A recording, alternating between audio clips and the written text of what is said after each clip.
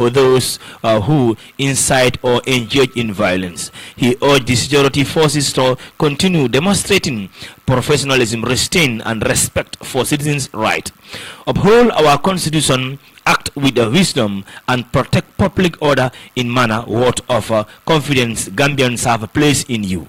He told the security service. Barrow concluded by emphasizing a shared responsibility for peace, stability, and development. As we move forward, let unity, respect one another, and commitment to our national values guide us. Only together, through peaceful engagement and shared responsibility, will be built the Gambia of our dreams, he said. The president also extended condolences to the family of Umar Baji, noting every life lost is a loss for our entire nation, and each injury is a reminder of the procedures of peace. Be reminded that you are listening to the daily podcast live, coming to you from our studios at Falinding, King FM 94.7. Still on the daily podcast, Honorable Dr. Ismail Assise, Minister of Information and the Nation General Assembly as well. So we have a whole lot of stories.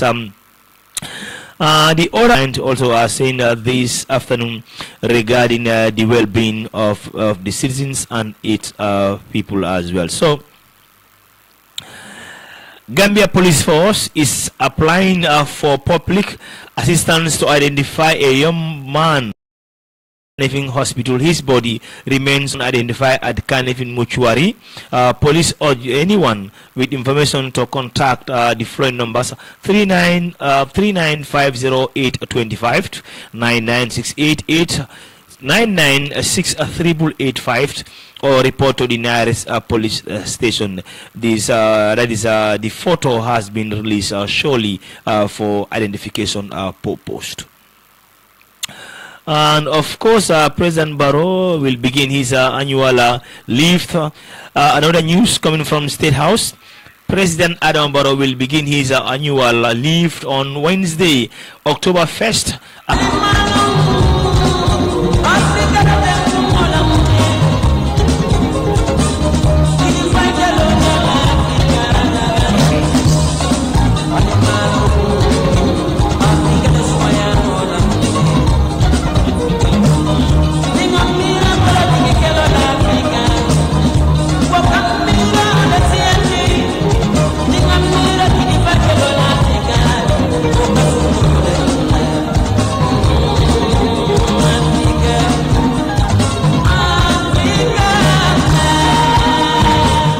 Welcome back to the daily podcast live, coming to you from King FM 94.7 with me, ALHAGIE FATTTY.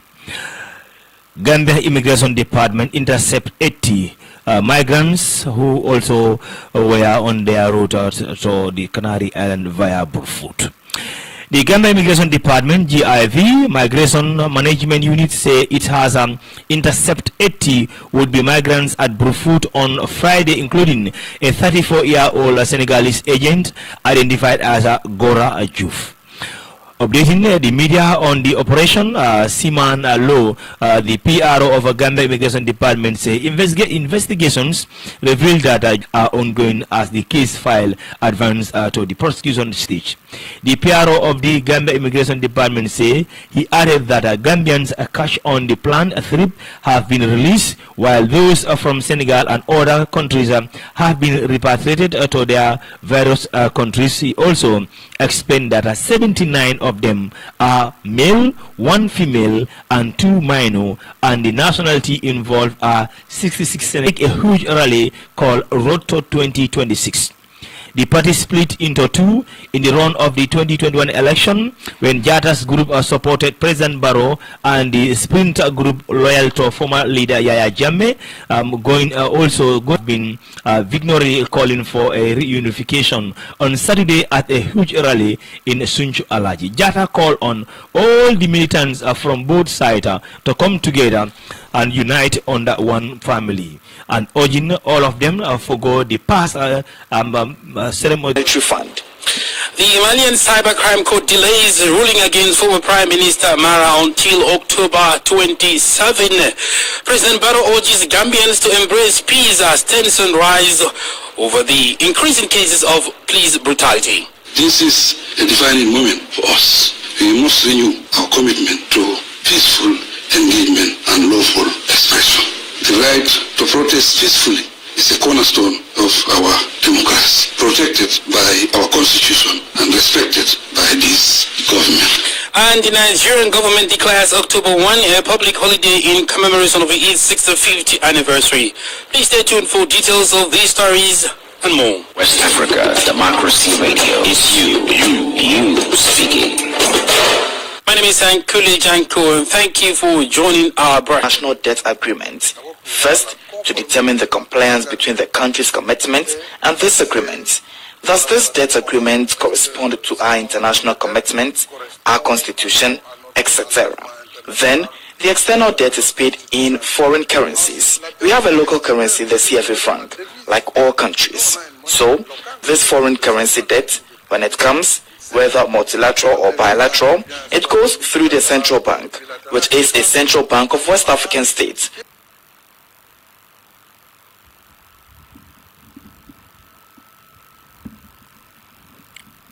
There was a report on the Senegalese former President Macky Sall entirely denying that the report regarding hidden debt on the international covers that is false, is not right. It is this bank that receives money from abroad, which converts it and issues local money in CFA francs, which gives to the government of Senegal. So, how can we hide all this without the multilateral surveillance of the monetary fund, which is permanent, without myself, the President of the Republic, ever being informed? Never, before these accusations.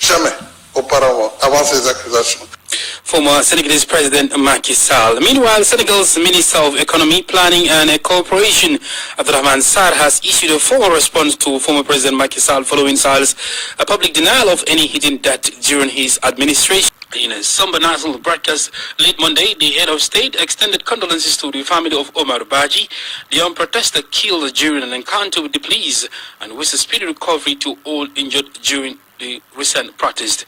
Augustine Koli has more in this report.